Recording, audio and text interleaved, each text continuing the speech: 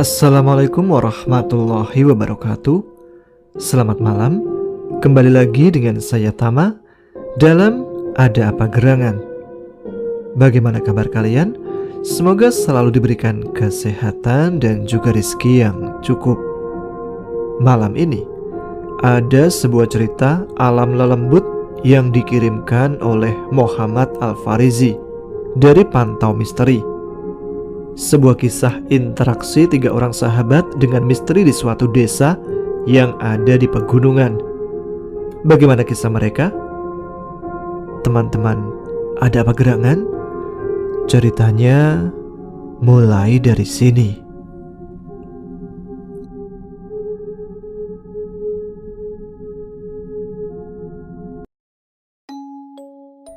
Aku memiliki 2 teman akrab. Namanya Riko dan Ari. Riko adalah seorang penulis novel fiksi maupun karangan sastra serta fantasi. Emosinya kerap tidak terkontrol. Dia pun bukan orang yang pandai mengatur pola hidup. Kadang dia suka tidak tidur seharian dan bisa tidur seharian. Semua itu bukan karena beban menulis, namun katanya lantaran takdir. Dia sudah berusaha berolahraga, bahkan tidak makan sebelum tidur sesuai anjuran dokter. Tapi program jangka pendek dari sang dokter tidak berpengaruh bagi pola tidurnya. Sedangkan temanku yang bernama Ari ialah lelaki yang berbeda dengan Riko. Dia maniak sepak bola. Selain itu, dia orang yang tertib mengurus pola hidup, termasuk makan. Apalagi urusan tidur dan manajerial perjalanan serta liburan. Telat 1 menit saja, maka dia akan memberi penjelasan yang rumusnya tidak sekedar panjang kali lebar. Hari itu, aku yang telah menjadi seorang indigo menerima ajakan dari Riko, sang penulis yang menyukai genre aksi dan horor. Dia mengajakku untuk menemaninya liburan serta mencari bahan menulis sebuah legenda di suatu pegunungan. Katanya sih, dia ditawarkan seorang pengusaha untuk menulis apa saja perihal tanah moyangnya. Karena bayarannya lumayan, maka dia ingin berbagi kepadaku. Aku yang sejak lulus kuliah belum mendapatkan pekerjaan yang seimbang dengan keinginan diri sendiri pun tidak menolak tawaran itu. Tapi aku tidak ingin pergi jika hanya berdua dengannya. Aku membujuknya untuk mengajak juga sahabat kami yaitu Ari, yang notabene dia juga sama denganku. Riko yang enggan pusing pun langsung menelpon Ari untuk mengajaknya. Lalu diputuskan kami bertiga akan pergi pada sore hari itu juga. Bel keberangkatan telah terdengar. Aku, Ari dan Riko segera berjalan seraya membopong tas ransel di punggung masing-masing. Kami yang belum mampu membeli mobil pribadi terpaksa dalam perjalanan menuju daerah pegunungan itu harus kami tempuh menggunakan kereta. Daerah yang akan kami kunjungi kali ini berada jauh dari rumah. Tidak sekedar antar kota atau antar kabupaten. Kami harus melalui berbagai kota dan provinsi untuk sampai ke sana. Di dalam kereta, Ari dan Riko duduk di bangku yang bersebelahan. Tidak ada headset di telinga mereka. Terlihat dari kursi belakang, mereka tertawa lantaran suatu candaan. Tapi aku terpaksa duduk dengan orang lain. Orang itu diam saja sejak awal kereta ini berjalan. Tentu aku sangat gelisah. Maka untuk menutupi keresahanku, cara yang aku pilih ialah tidur sepanjang perjalanan. Ketika tidur itu, aku memimpikan suatu desa yang terletak di pegunungan. Jarak antar rumah ke rumah di sana cukup jauh. Tiap rumah memiliki jarak antara 20 sampai 30 meter. Berbeda dengan perumahan yang ada di kota. Setiap rumahnya terdapat 2 sampai 3 pohon rindang. Pohonnya ada yang berbuah mangga, petai maupun jengkol. Kala matahari bersinar, aktivitas di desa itu normal saja. Ketika pagi, tampak kaum laki-laki yang sibuk untuk menggarap dan merawat ladang, sedangkan kaum perempuan mengurus rumah serta anak mereka. Sedangkan para bocah berjalan untuk menuntut ilmu. Namun, ketika menjelang malam, suasana di kampung itu berubah drastis. Orang-orang yang masih berada di luar rumah terkesan terburu-buru untuk menyelesaikan pekerjaannya. Ada beberapa petani yang berlari menuju rumahnya. Setelah masuk rumah, mereka langsung mengunci pintu dan jendelanya. Wajah-wajah orang di kampung itu ketika menjelang malam tampak serius. Ada bapak yang mengintip keluar rumah lalu menatap ke arah wajah anaknya yang sedang tidur. Di belakang bapak itu ada sang istri yang celingak-celinguk ke segala arah seraya memegang pundak sang suami. Nampak raut wajahnya yang mengkerut karena takut. Sementara pemandangan di luar rumah hanya daun-daun yang berayun serta kabut yang menyisir kampung. Desa Hena. Samar terlihat tulisan itu dari gapura yang agak tertutup kabut. Seorang kakek berjalan tertatih-tatih dari dalam kampung. Dia menyeret sesuatu. Itu adalah seseorang. Rambut orang yang diseret tampak panjang. Di belakang kakek itu ada banyak para warga. Di tangan mereka tampak jelas nyala api dari obor masing-masing warga. Sorak-sorai terdengar dari bibir mereka. Para ibu dan anak-anak tidak hanya diam di depan pintu mereka, tapi mereka sedang membicarakan peristiwa tersebut. Kakek berpakaian putih dan memakai penutup kepala berwarna hitam ternyata sedang menyeret seorang perempuan. Warga menyatakan untuk membuang jasad wanita yang dianggap pezina itu ke dalam jurang. Tapi seorang kakek tadi begitu terhormat. Yang dikatakannya tidak mungkin dibantah oleh penduduk. Beliau meminta para warga membakar jasad sang perempuan di depan sebuah pohon yang sudah bertahun-tahun tidak pernah menghasilkan daun, apalagi buah. 3 orang yang di pinggangnya terselip golok menyuruh warga untuk mencari minyak. Perempuan yang tidak berdaya itu hanya meringkuk di atas tanah. Tampak bibir sang kakek bergerak-gerak seperti sedang merapalkan sesuatu. Beberapa warga lalu datang membawa sedrum minyak. 3 orang tadi langsung bekerja sama untuk menghabisi nyawa perempuan itu yang ternyata adalah seorang ibu. Itulah kejadian yang aku lihat dalam mimpiku di tengah perjalananku dengan kereta ini.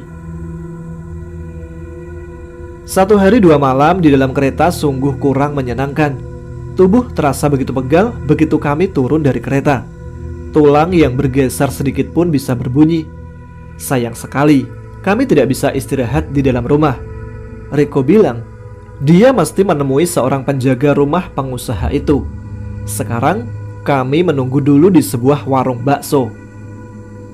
Ketika kami sedang berada di warung bakso pinggir jalan, kendaraan di daerah ini lumayan ramai, namun tidak sampai macet. Di pinggir jalan ini sudah ada ruko-ruko dan pedagang kuliner pinggir jalan. Yang membeli pun cukup banyak. Aku merasa tidak akan sulit dalam urusan perut meski sedang berada di daerah pegunungan. Selain itu, banyak juga ruko yang menjual kartu perdana dan kuota internet. Itu tandanya kalau di daerah ini tidak akan sulit sinyal. Sambil menunggu, Ari menceritakan tentang hobinya. Setelah makan dia akan membeli kartu perdana karena sinyal kartunya yang lama sangat tidak bisa diandalkan. Kalau dibiarkan, maka dia tidak akan bisa menonton pertandingan bola dari klub favoritnya. Riko hanya tertawa mendengar seorang maniak bola mengatakan keinginannya. Semua orang yang sedang menunggu bakso langsung memperhatikan ke arah kami ketika Ari membicarakan keinginannya.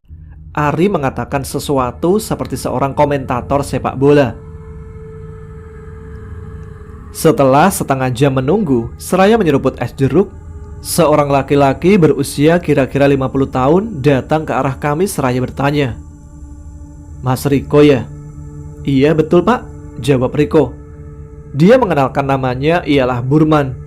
Ada sedikit bekas luka di pipinya, kening hingga lengannya. Kulit lelaki ini sawo matang. Mungkin beliau adalah seorang petani sehingga kerap bersentuhan langsung dengan terik matahari. Ari yang maniak sepak bola pun menanyakan keadaan sinyal di sini.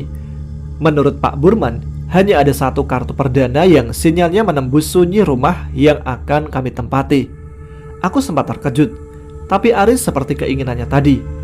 Dia melangkah ke arah konter untuk membeli kartu perdana. Setelah itu, kami mulai memasuki desa. Aku sempat terdiam ketika membaca nama di atas gapura. Desa Hena. Aku ingat betul nama itu. Sebuah nama desa yang ada dalam mimpiku tadi. Aku lalu memanggil Pak Burman yang sedang fokus membawa motornya dan membonceng Riko. Saking penasarannya, aku tidak lagi memperhatikan jarak mereka, sehingga panggilanku justru ditanggapi oleh Ari. Ari menyuruhku untuk bersabar karena sebentar lagi kami sampai. Dia memang orang yang sok mengetahui banyak hal, padahal kami masih di pemukiman warga. Sedangkan aku ingat yang dikatakan Pak Burman. Dia mengatakan tentang sinyal yang mampu menelusup sunyi penginapan kami. Persis yang ada di dalam mimpiku. Rumah-rumah di desa ini memiliki jarak antara 20 sampai 30 meter. Di halamannya terdapat pohon-pohon mangga, jengkol, bahkan kantil yang cukup rindang. Para warga ada yang tersenyum dan ada juga yang memandang aneh kepada kami. Mungkin para warga yang memandang aneh kepada kami ingin tahu alasan kami kesini. Tentu saja, karena perawakan kami sangat berbeda dengan mereka. Tidak terlihat ada pemuda yang mengenakan sepatu, jaket, hingga kacamata hitam yang dikenakan oleh Ari. Motor yang kami tumpangi melintasi sungai. Roda motor kami mengubah air bening menjadi keruh. Aku yang menyaksikan peristiwa itu mengingat peristiwa di dalam mimpi tentang seorang perempuan yang dibakar. Tepat ketika kami menyeberangi sungai, aku kembali melihat pohon kering di mana wanita itu dibakar. Tidak ada burung yang bersarang di sana, namun ada satu boneka yang menggantung di salah satu rantingnya. Boneka itu berada tepat di pinggir jalan. Kenapa pengusaha itu ingin sekali Riko menulis tentang tanah moyangnya?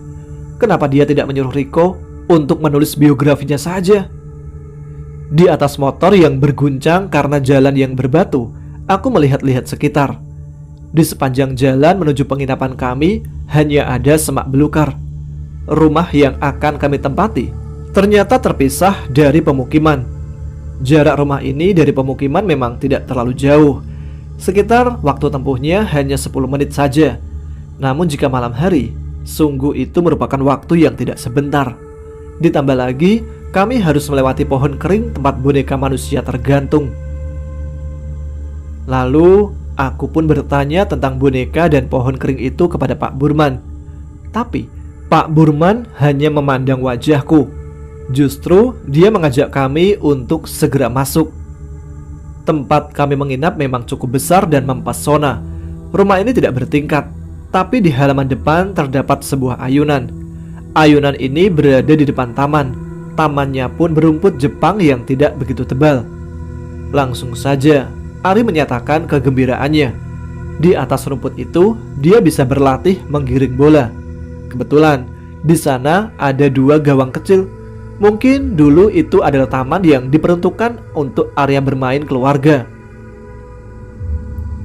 Pak Burman pun kembali mengajak kami mengelilingi rumah untuk sekedar melihat-lihat.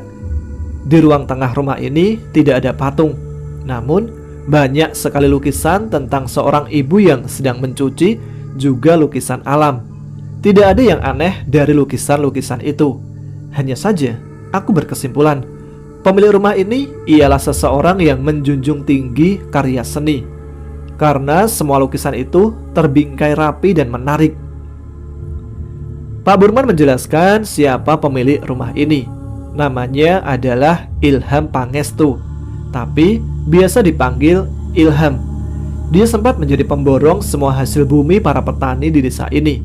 Dia orang yang akrab dan senang membantu warga. Kata Pak Burman, Ilham memiliki 3 anak, 2 laki-laki dan 1 perempuan. Namun, sayang sungguh disayangkan, anak perempuannya hilang dan hingga kini belum ditemukan. Katanya sih hilang di kampung ini, tapi dia berhenti menjelaskan ketika kami tiba di halaman belakang rumah. Di sana tampak kolam renang yang tidak begitu panjang dan lebar, namun cukuplah untuk kami bersenang-senang. Di pinggir kolam terdapat pohon kamboja dan beberapa bunga serta rumpun asoka juga rumput gajah. Riko mulai bicara. Menurutnya, sungguh menyenangkan berada di dalam rumah ini. Karena ketika bosan lantaran terlalu lama menulis, maka dia bisa langsung menenangkan pikiran di dalam kolam renang. Aku menengok ke wajah Pak Burman. Tampak dia menarik nafas agak panjang. Kemudian mempersilahkan kami untuk beristirahat. Dia mengaku masih ada urusan keluarga. Semua makanan dan minuman tersedia di dalam lemari dan kulkas. Kami hanya perlu menggoreng, membakar, atau merebus bahan makanan siap saji yang telah disiapkan. Besok pagi katanya dia baru kembali. Namun sebelum pergi meninggalkan kami di penginapan ini, dia mengingatkan agar aku, Riko, dan Ari tidak keluar rumah ketika senja dan malam. Kami boleh keluar ketika matahari telah terbit sampai senja saja. Ada apa ini? Penginapan ini memiliki 4 kamar. 2 kamar dapat digunakan untuk istirahat. Namun yang 2 entah bagaimana pintunya terkunci, sedangkan Pak Burman tidak menjelaskan kenapa. Kami pun sepakat hanya menggunakan 1 kamar untuk beristirahat, sedangkan yang 1 lagi diperuntukkan Riko menyelesaikan tugas serta tanggung jawabnya untuk menulis. Ya maklumlah, sebagai seorang penulis, dia membutuhkan suasana tenang untuk merelaksasi semua indranya. Menurutnya, indra sangat penting untuk membuat tulisan yang menggugah pembaca. Kalau dalam suasana yang riuh, maka sangat sulit untuk menerapkan seluruh kemampuannya. Aku dan Ari sama sekali tidak keberatan tentang masalah itu. Sejak awal memang kami mengetahui kalau niat kami kemari hanya untuk menemaninya menulis. Lalu terbersit di pikiranku tentang mengapa pemilik rumah ini pergi. Rumah ini sangat layak untuk ditempati. Dinding-dindingnya bersih dan warnanya terang. Suasananya juga sejuk dan asri. Sebagaimana pedesaan pada umumnya, di sini tidak perlu menggunakan pendingin udara karena memang hawanya sudah sangat sejuk. Terik mentari terhalang oleh daun-daun pohon rindang yang tumbuh subur di pedesaan. Namun yang membuatku khawatir terhadap kejadian gaib di sini ialah letak rumah yang terpisah dari pemukiman penduduk. Jika nanti tidak ada kejadian gaib, aku pasti akan betah tinggal di sini. Kamar yang kami tempati cukup lebar. Jika 4 kasur yang memuat 3 orang dijejerkan di lantai kamar kami, maka masih menyisakan 3 meter ruang kosong. Luas kan? Kalau kata Ari sih, di kamar ini kami bisa bermain bola atau bulu tangkis. Interior kamar kami pun cukup unik dan klasik. Ada ukiran kaki yang menyerupai tangan. Ukiran kayu ini tergantung di dinding. Benda seni itu dijadikan tempat untuk meletakkan beberapa kertas dan pena. Selain itu, lemari kami terbuat dari kayu jati yang berukir bunga. Guci-guci yang menggambarkan suasana klasik orang-orang Tionghoa pun tidak kalah eksotis. 1 guci terletak di depan kasur dan 2 guci masing-masing terletak di sudut ruangan, tepat di samping jendela. Jendela kamar kami berkorden oranye dan berdalaman putih, warna yang cukup serasi untuk memanjakan penglihatan. Namun, yang membuatku senang di dalam kamar ialah pemandangan luar jendela. Tampak hijau gunung yang menjulang. Perlahan-lahan, aku mulai membuka korden. Kemudian, aku juga membuka kancing jendela.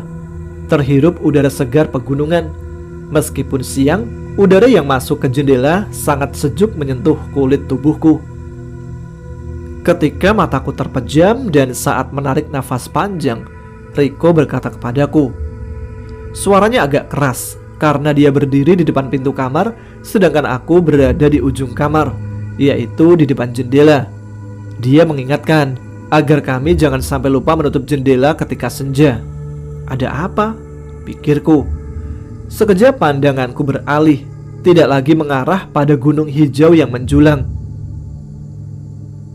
Saat aku akan pindah dari penyanggah jendela, terlihat jelas pohon kering yang di rantingnya tergantung 1 boneka anak kecil. Yang membuatku mengernyitkan dahi ialah boneka anak perempuan itu bergerak ke kanan dan ke kiri. Memang sangat wajar karena angin di daerah ini cukup kencang. Namun, siapa yang meletakkan boneka itu di sana? Dan mengapa mesti di pohon kering itu. Pohon kering berboneka yang berada tidak jauh dari sungai dan tidak jauh dari tempat kami menginap itu berwarna coklat. Tidak ada lagi kulit pohon. Ibarat manusia, maka pohon itu adalah tengkoraknya saja. Aku jadi khawatir berada di sini. Tidak ada yang menjamin keselamatan kami. Apalagi Pak Burman telah mengingatkan agar kami jangan keluar rumah ketika malam hari. Suatu kebiasaan yang sulit sekali untuk dihindarkan. Kami yang terbiasa hidup di kota tidak pernah betah di dalam rumah. Apalagi Ari. Dia sering keluar untuk menonton bola bersama temannya. Siang berganti senja yang indah. Aku yang baru bangun tidur lekas menutup jendela. Aku tidak mau terjadi hal-hal buruk terhadap kami. Selain peringatan dari Riko dan Pak Burman, baru saja aku bermimpi tentang Pak Burman. Aku memimpikan dia yang pagi tadi sebelum kami kemari ternyata sudah meletakkan sesajen di pojok rumah halaman depan.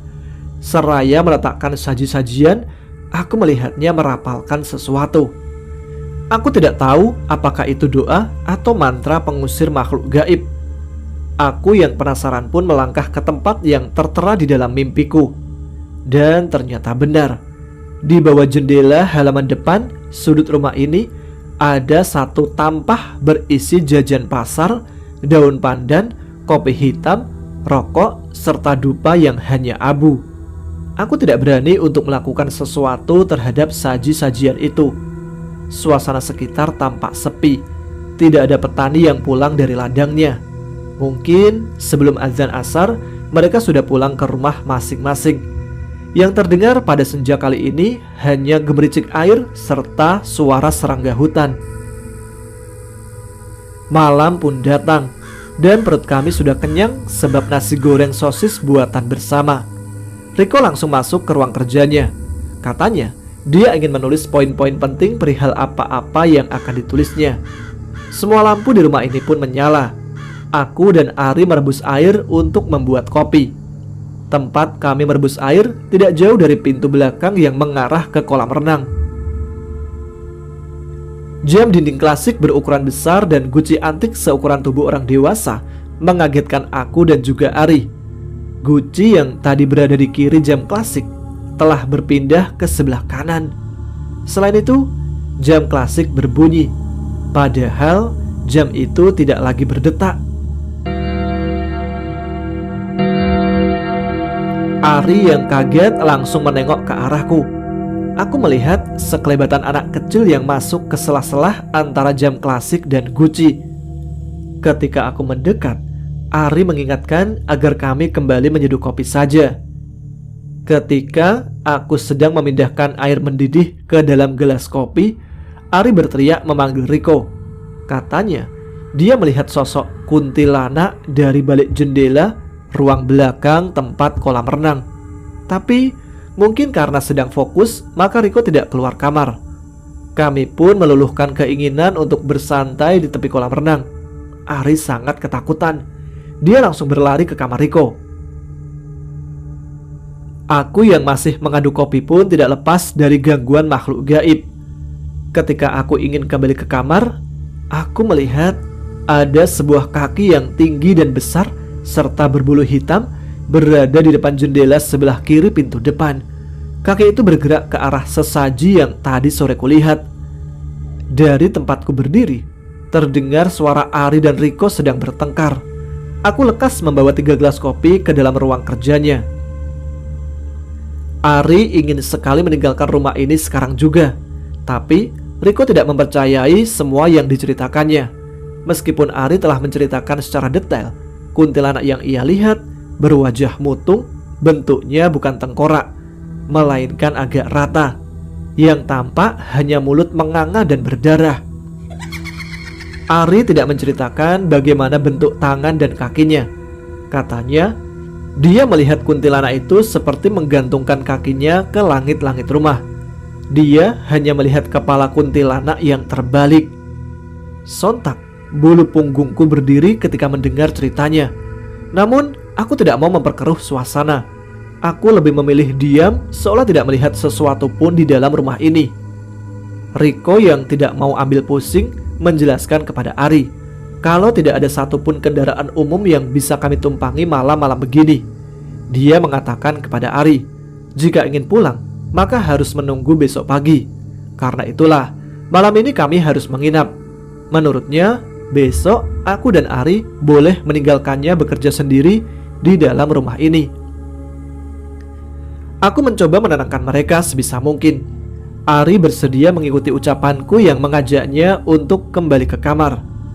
Aku lalu duduk di atas kasur, sedangkan Ari bersandar di kursi dekat jendela. Seteguk kopi yang masih cukup panas menjadi minuman pereda takut kami berdua. Entahlah apa yang dikerjakan oleh Riko, kami tidak melihat keanehan yang terjadi kepadanya. Dia terlihat tenang-tenang saja, meski hal yang berbeda terjadi padaku dan Ari. Aku dan Ari kembali mereguk kopi yang masih cukup panas. Rasa nyaman mulai terasa kembali. Namun hanya beberapa menit saja. Karena setelah meminum kopi, Ari membuka jendela. Dia ingin sekali menonton pertandingan sepak bola. Terlebih malam itu memang tidak ada sinyal. Beberapa saat membuka jendela, Ari kegirangan karena internetnya lancar. Kegirangan temanku itu tidak sampai 1,5 menit. Hal pertama sebelum dia menghilang, lampu kamar kami tiba-tiba pecah dan kemudian gelap. Aku berteriak sehingga Riko datang. Dia langsung mengambil ponsel lalu menyalakan senternya. Kami berdua panik dan jantung berdegup kencang karena melihat gorden jendela yang berayun aneh. Ayunan gorden jendela itu seperti diterpa angin badai. Ari tidak ada di tempatnya. Riko bertanya kepadaku, di mana keberadaan Ari?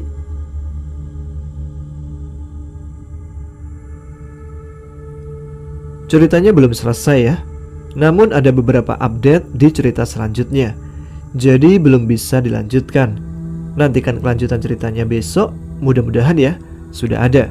Jadi nyalakan notifikasinya supaya tidak ketinggalan. Terima kasih kepada teman-teman yang sudah menyimak.